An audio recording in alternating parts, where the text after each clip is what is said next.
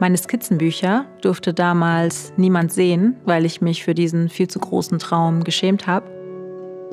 Ich hatte regelrecht Angst davor. Heute danke ich meinem 12-jährigen Ich dafür, diesen Traum nicht aufgegeben zu haben.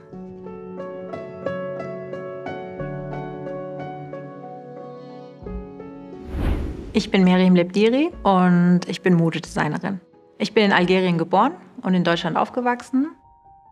Als ich 12 Jahre alt war und mich entschieden habe, das Kopftuch, den Hijab, zu tragen, konnten erstmal meine Mitschüler und die Lehrer nicht viel damit anfangen.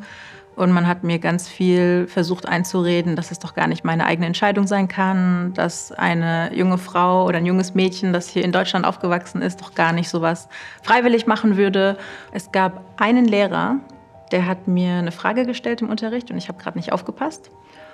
Und als ich dann nicht antworten konnte, hat er dann zu der Klasse gesagt, das ist ein typisches Paradebeispiel davon, wie ein Kopftuch das Gehirn einer Frau verschließt. Und ja, von da an ging Mobbing los und das hat sich dann über ein paar Jahre gezogen. Ich habe mich damals oft einsam gefühlt und habe mich total zurückgezogen. Immer wenn ich als Kind in der Bücherei war und alte Modemagazine aussortiert wurden, habe ich die meistens mitgenommen, und zwar alle. Und immer beim Durchblättern habe ich so das Gefühl gehabt, dass ich einfach in so einer ganz anderen Welt bin, in der ich eigentlich sein möchte. Und das war, glaube ich, für mich so ein Stück weit aus der Realität, aus dem Mobbing, irgendwie auszubrechen und mich in einer Welt zu befinden, die mich aufgenommen hat. Und genau das hat mich dann zur Mode gebracht. Als ich mit 12 Jahren angefangen habe, meine eigene Mode zu kreieren und gemerkt habe, wie stark mich das macht, wollte ich das dann für immer machen. Aber als ich dann angefangen habe, das zu erzählen, wurde mir dann immer geraten, nee, mach lieber was anderes. Das ist doch total unrealistisch. Und ich habe dann eine Zeit lang selber nicht mehr so dran geglaubt und habe dann immer meine Skizzenbücher zwar voll gezeichnet, aber immer versteckt. Und erst als meine Mama sie gefunden hat, hat sie dann gesagt, hey, lass uns doch irgendwas davon probieren. Und so hat die Reise begonnen. Mode ist an sich ein Tool, was jeder von uns hat, um sich selbst auszudrücken, um seiner Identität auch noch mal mehr Power zu verleihen und das nach außen zu tragen.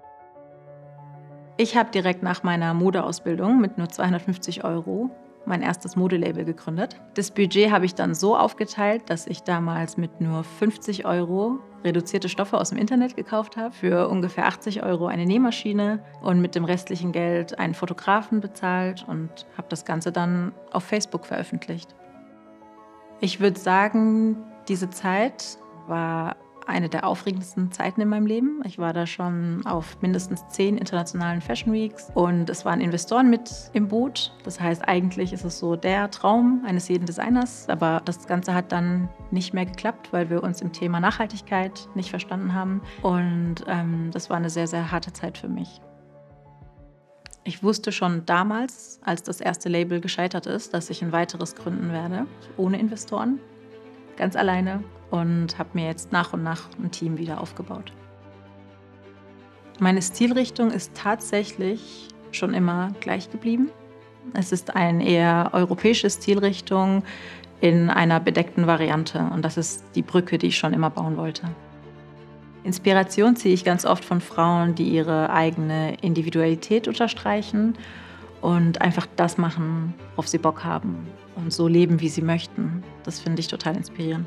Ich wurde damals in London unter die Top 10 der weltweit besten Modest Fashion Designer nominiert. Habe dann ein paar Jahre später von der Bundesregierung eine Auszeichnung als Kultur- und Kreativpilotin bekommen. Und ganz aktuell trage ich den Cosmopolitan Changemaker Award. Ich finde es großartig, dass Tamaris solche Awards supportet, um Frauen Sichtbarkeit zu geben. Wenn ich dann im Atelier bin, dann schalte ich komplett ab. Also das ist wirklich das, was Ruhe in meinen Kopf bringt, was mich dann auch erdet und dann entstehen da neue Kreationen. Nachdem ich die Skizze gefertigt habe, muss erstmal ein Schnitt erstellt und der Stoff ausgesucht werden und dann wird schon ein Probeteil genäht. Und dann am Ende an der Puppe ausprobiert, ob das so passt oder nicht. Und wenn ja, dann kommt das Teil in die Kollektion. Ich bin dankbar für all die Erfahrungen, die ich bis jetzt in meinem Modewerdegang machen konnte. Glaubt an euch und lasst euch von niemandem sagen, dass ihr irgendwas nicht könnt. Entweder weil ihr eine Frau seid oder weil ihr Mutter seid oder einfach weil man euch abspricht, einen so großen Traum wirklich verwirklichen zu können.